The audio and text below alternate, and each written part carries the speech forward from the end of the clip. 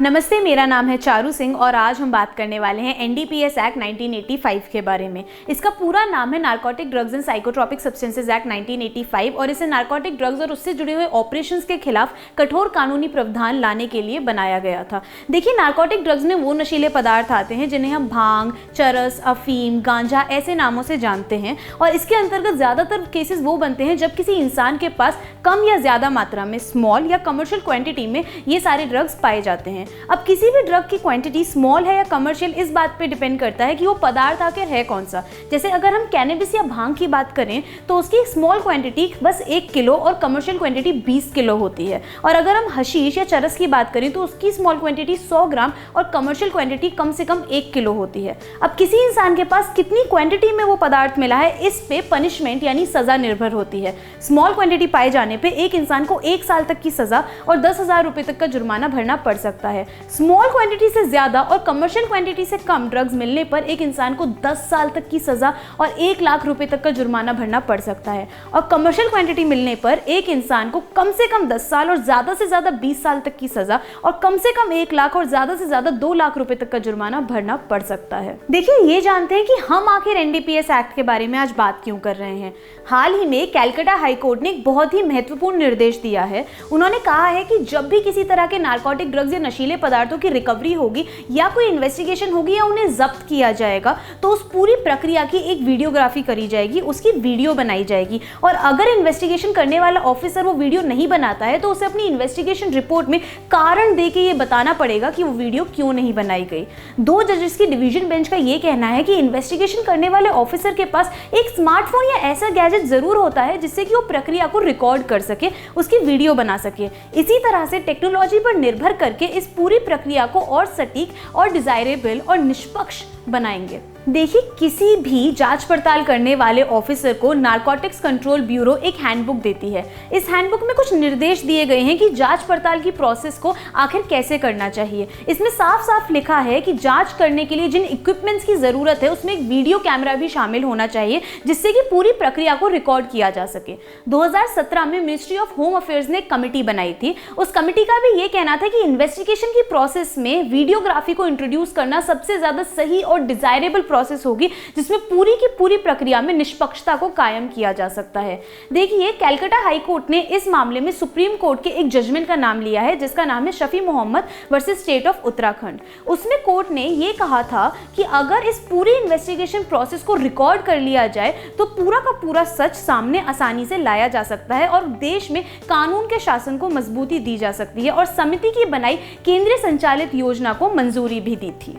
Court का ये मानना है कि एनडीपीएस एक्ट के अंतर्गत जांच करने वाले अफसर के पास पूरी ताकत होती है जांच करने की, सबूत इकट्ठा करने की और गिरफ्तारी करने की। और ये ताकत यहाँ तक है कि कोर्ट की बेल प्रदान करने की पावर्स भी सेक्शन 37 ऑफ एनडीपीएस एक्ट के अंतर्गत लिमिट हो जाती है। सेक्शन 37 आखिर कहता क्या है?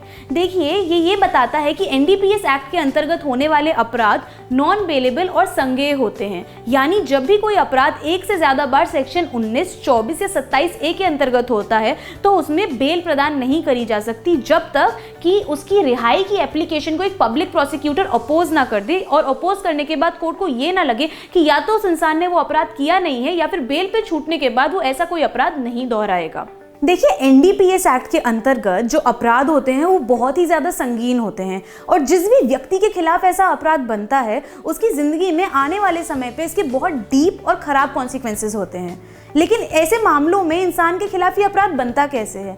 देखिए, पूरा कॉन्सेप्ट सर्च एंड सीजर का है। यानी कोई भी ऑफिसर आपके पास आके ये कह सकता है कि उसे आप पर शक है और उसके बाद अगर वो ऑफिसर खुद या कोई और इंसान आपकी जेब में ऐसा कोई पदार्थ प्लांट कर दे या आपके आसपास ऐसी किसी चीज़ को रख दे और बाद में वो चीज़ आपके पास से सीज हो, आपके पास मिले, आपके पास से जब्त हो तो आपके खिलाफ ये अपराध बन सकता है और इसके बाद बहुत लंबे समय तक आपको इसके कॉन्सिक्वेंसेस को फेस करना होगा।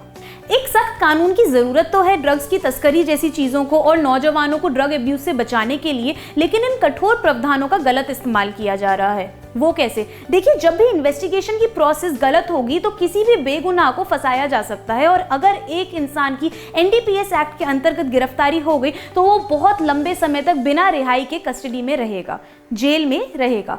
ऐसे में बहुत ज़रूरी है कि इन्वेस्टिगेशन की प्रोसेस एकदम सटीक हो ताकि किसी बेगुनाह को सज़ा ना मिले। इसीलिए उसकी वीडियोग्राफी की बात करी जा रही है, और पूरा सच सामने लाने के लिए एक इन्वेस्टिगेशन की प्रोसेस में कोर्ट ने कुछ निर्देश दिए हैं। जब भी ये जांच पड़ताल का काम किया जाएगा तो उसकी एक वीडियो बनाई जाएगी, और अगर वो वीडियो इन्वेस्टिगेशन करने वाला ऑफिसर नहीं बनाता तो उसको अपनी इन्वेस्टिगेशन रिपोर्ट में लिखना होगा कि वो वीडियो क्यों नहीं बनाई गई। साथ ही इस पूरी प्रक्रिया की निगरानी एक सुपीरियर पुलिस ऑफिसर करेगा, जिसकी rank additional superintendent of police से नीचे नहीं होनी चाहिए, और वो देखेगा कि ये सारे निर्देशों का पालन किया जाए। साथ ही अगर कोई ऑफिसर इन निर्देशों का पालन नहीं करता तो उसके डिपार्टमेंट में उसके खिलाफ एक इंक्वायरी बिठाई जा सकती है। इसके बाद डायरेक्टर जनरल ऑफ पुलिस का यह कर्तव्य है कि वो कुछ निर्देश, कुछ डायरेक्शंस दे, इन सारे के सारे रूल्स को मद्देनजर रखते हुए। इसके बाद हर डिस्ट्रिक्ट के सुपरिटेंडेंट ऑफ पुलिस या कमिश्नर ऑफ पुलिस को एक ट्रेनिंग प्रोग्राम लेना पड़ेगा, जिसके बाद वो इन सारी चीज़ों के बारे में अपने ऑफिसर्स के बीच में इंफॉर्मेशन को स्प्रेड करेंगे और उन्हें बताएंगे कि प्रक्रिया को रिकॉर्ड कैसे करना है, एविडेंस को प्रिजर्व कैसे करना है और अदालत में ई एविडेंस को पेश कैसे करना है। इसके बाद आगे की जानकारी के लिए बने रहिए हमारे साथ सिर्फ और सिर्फ लाइव लॉ पे। एंड अगर आपको हमारा वीडियो कंटेंट पसंद आता है तो सब्सक्राइब करें और सपोर्ट करते रहें।